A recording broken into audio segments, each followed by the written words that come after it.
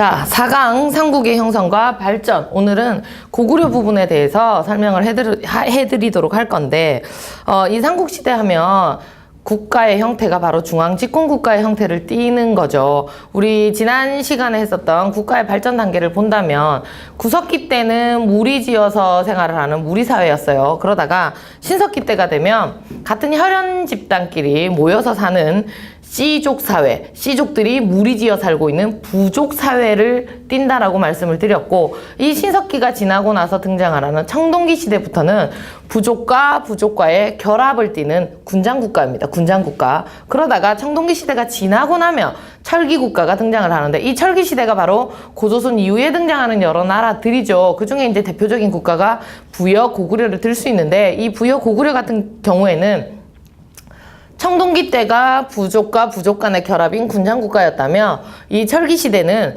군장과 군장국가의 결합입니다. 군장국가와 군장국가의 결합, 이런 단계를 연맹왕국이라고 말씀드렸어요. 연맹왕국의 대표적인 국가가 부여가 있었고요. 그리고 고구려가 있었고, 삼한 중에서 삼한은 연맹왕국인데, 삼한 중에서 삼한의 대표 반장 역할을 하는 나라가 바로 목지국이라고 그랬죠. 그래서 목지국이 바로 연맹왕국에 해당을 하고요. 그리고 오늘 배울 이 삼국시대 중에서도 가야라는 나라만 중앙집권국가의 형태에 띄지 않고 바로 연맹왕국에 해당을 한다라고 제가 말씀을 드렸어요. 그래서 연맹왕국은 부여, 고구려, 그리고 목지국, 그 다음 가야입니다. 그러면 그 나라들을 빼고 나서 그 뒤에 등장하는 이 삼국시대 고구려, 백제, 신라는 중앙집권국가의 형태를 띈다라는 거죠. 그러면 이 중앙집권국가는 과연 어떤 나라이고 어떤 특징을 가진 나라들을 중앙집권국가라고 하는지, 그걸 먼저 설명을 드리고 수업을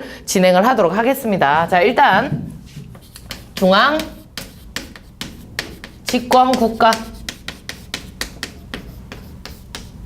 자, 중앙집권국가가 무슨 국가일까요? 중앙집권국가.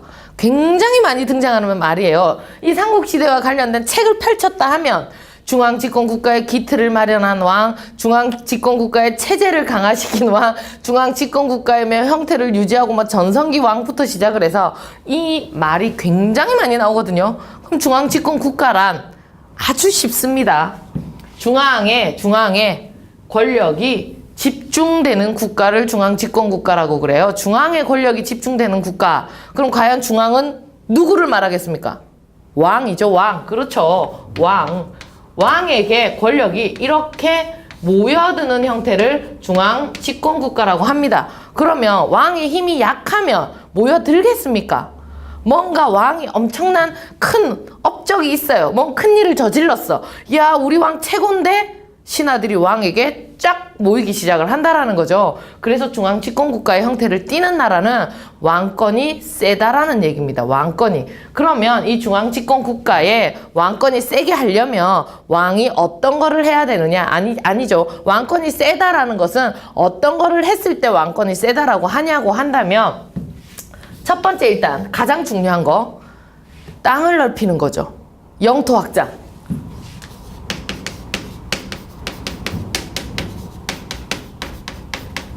왕권이 세기 때문에 왕을 중심으로 모여들 뿐만 아니라 정복전쟁에서 승리를 한다라는 겁니다. 영토 확장. 영토 확장을 하면 땅도 당연히 얻을 수 있지만 그 땅에서 살고 있는 사람, 인력이죠, 인력.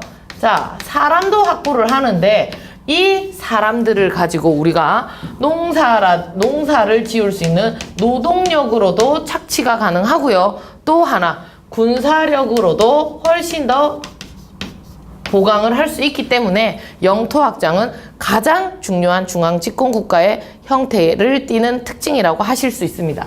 그리고 두 번째, 땅을 넓혔으니까 이제 이 땅에서 살고 있는 이 많은 사람들에게 사상적으로 통합을 할 수 있게끔, 그죠? 다른 나라 사람들하고 이렇게 정복전쟁을 통해서 다른 나라 사람들이 같이 이제 우리 구역이 된 거예요. 그러면 이 사람들을 나인 왕을 믿게끔 하려면 사상적으로 같이 똘똘 뭉쳐야 된단 말이에요. 사상적으로 통합을 하기 위해서 필요한 거는 종교거든요. 그러면 이 삼국시대 때 우리나라에 들어왔던 종교하면 어떤 종교겠습니까? 당연히 불교죠, 불교. 그래서 불교를 받아들입니다.